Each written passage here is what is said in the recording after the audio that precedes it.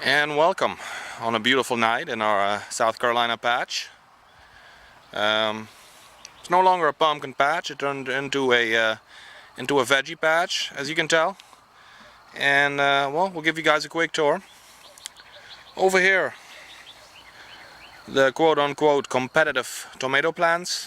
Tomatoes we grow for size, although we got one or two, like the cherries here, that we grow just to eat. Over here we got all kinds of tomatoes.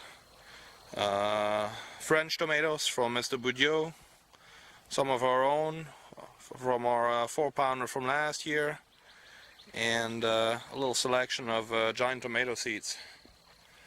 Then over here we start at the eating side, eating vegetable side. We got a row of beans here, come up nicely. We've got here a little bit of garlic. For right now the garlic is looking a little bit iffy, which is weird because the onions next door are doing really good. Couple of rows of onions here, garlic. Over here we got tasty brother of the onion, the shallot, a little bit more sophisticated, and as you can tell it grows differently. It grows in bunches. Then over here in a beautiful shape, our potato plants, and as you can tell here, potato plants are starting to get flowers on top, so going in the right direction. Potato plants look absolutely awesome.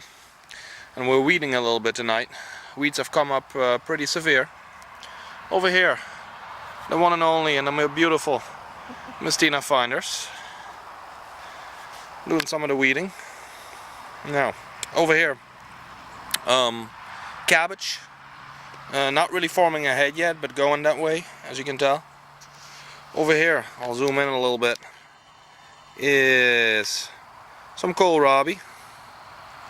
Still small, but starting to get there. As you can tell, some of these guys here are starting to bulb, form the actual kohlrabi. And it's always cool to see veggies do their thing. Here's our biggest one as of yet. And now these are not meant to be giant, so we're not going to let them grow too big. We want them to be big enough to be tasty. Kohlrabi, very tasty veggie. Over here we've got our turnips. Let me see if there's some turnip growing. You can hardly tell. We pulled one today, and they're about a week, maybe 2 weeks away from being completely done. And over here, a veggie that we hadn't grown before, and it's always cool to try something new.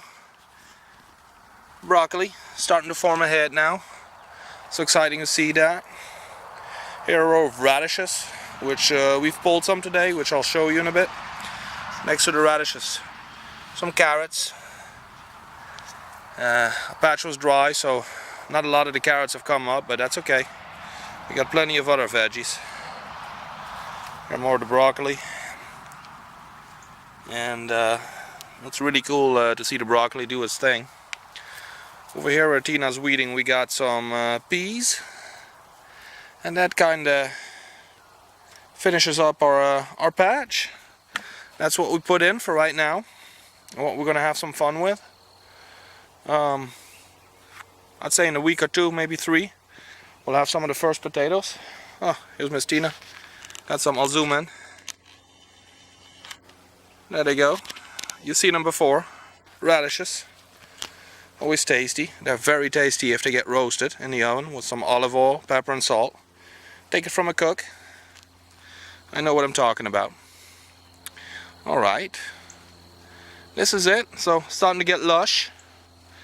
Starting to get all summery, and well, it's good to be out in the garden again after a long winter. Too bad it's not pumpkins or melons, but this will have to do for right now. And we'll grow our favorite vining vegetables later on. Show you real fast, besides all the weeds here, a little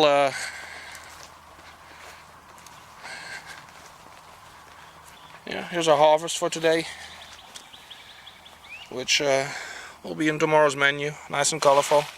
Here's one of our turnips.